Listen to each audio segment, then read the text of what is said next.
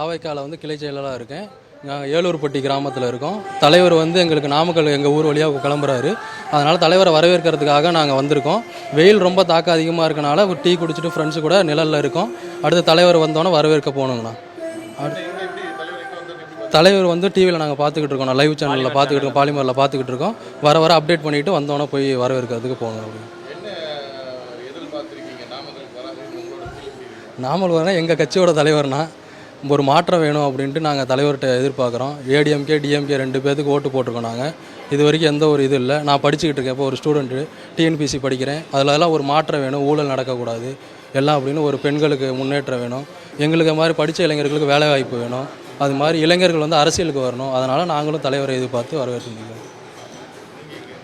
நான் வந்து ஒரு தனியார் கம்பெனியில் வேலை செஞ்சிட்ருக்கேன், குவாலிட்டி ஆஃபீஸராக. சரி, இப்போ நைட் ஷிஃப்ட் முடிச்சுட்டு தலைவரை பார்க்கறதுக்காக வந்திருக்கேன். பிறந்ததுலேருந்து விஜய் ரசிகர் தான். சரி, ரசிகர் இப்போ வந்து இனிமேல் தொண்டனாக மாறிட்டோம்.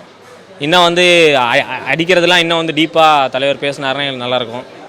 இப்போது என்ன டிஸ்ட்ரிக்டாக பேசுகிறாரு, இன்னும் கொஞ்சம் தொகுதியாக வந்தால் நல்லாயிருக்கும். அதெல்லாம் எதிர்பார்க்குறோம். பெரிய ரெஸ்ட்ரிக்ஷன் இருக்குது சார். இருந்தாலும் அப்போ தானே மக்கள்கிட்ட நான் நல்லா போய் சேர முடியும். ஆமாம், ஏன்னா மற்ற இதுலேருந்து வர விமர்சனங்கள்லாம் அதானே. இப்போ டிஸ்ட்ரிக்டாக வரோம். இன்னும் பேசுகிறது இன்னும் நிறையா டைம் கிடச்சி பேசினா இன்னும் நல்லாயிருக்கும்.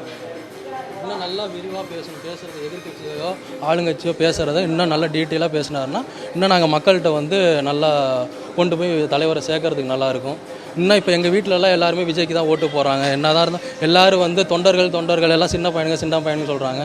எங்கள் அப்பா அம்மாவே நாங்கள் ஓட்டு போட சொல்கிறோம். அவங்களே நாங்கள் சொல்லனாலும் அவங்களுக்கே தெரியுது 2 கட்சிக்கு நாங்கள் இத்தனை வருஷமாக ஓட்டு போட்டோம். இனிமேல் வந்து விஜய் வந்திருக்காப்புல, கண்டிப்பாக நல்லது பண்ணுவாப்புல. அவருக்கு வந்து ஊழல் பண்ணணும்னு எந்த ஒரு அவசியமும் இல்லை. அவர் வந்து எல்லா பணமும் இருக்குது, எல்லாமே இருக்குது அவர் சொன்ன மாதிரி. அதனால் எங்களுக்கு வந்து விஜய் வந்து வந்தால் தான் நாங்கள் படிக்கிற பையனுங்களுக்காக இருக்கட்டும், விவசாயமாக இருக்கட்டும், எல்லாமே ஒரு புது மாறுதல் ஏற்படும்னு நினச்சி தானே எல்லாம் வரவே இருக்கிறோம். அதான பெண்கள் அந்த ஐயோ எல்லா வீட்லேயும் இதானா ஓடுது. அதை தான் சொல்கிறேன். தலைவர் வந்து வெளியே வராதிங்க, வெயில் அதிகமாக இருக்குது, கர்ப்பிணி பெண்கள் வராதிங்க, இது மாதிரிலாம் சொல்லியிருக்காரு. அதனால் எல்லாம் முடியாதவங்க என்ன பண்ணுறாங்க அப்படின்னா வீட்டில் இப்போ எங்கள் அக்கா எல்லாருமே வரைன்னு தான் சொல்கிறாங்க. ஆனால் வெயில் கூட்டம் அப்படிங்கிறனால எதுவுமே வர முடியல. ஆனால் வீட்டில் எல்லார் வீட்லேயும் ஃபோனில் வீட்டில் எல்லா வீட்லேயும் தலைவரை தான் பார்த்துக்கிட்டு இருக்காங்க. சின்ன முதல் கொண்டு போய் எல்லாருமே தலைவரை தான் பார்த்துக்கிட்டு இருக்காங்க. தலைவருக்கு வரவேற்பு இருக்குது. இந்த ஆளுங்கட்சி சொல்கிறாங்க கூட்டம் வந்து ஓட்டாக மாறாதுன்னு. அப்புறம் எதுக்கு நாங்கள் வரோம்? ஓட்டு போட மாட்டோமா? இத்தனை வருஷம் டிஎம்கே கேடிஎம்கே போட்டவங்க தளபதிக்கு போட மாட்டோமா? அதெல்லாம் சும்மாங்க ஐயா.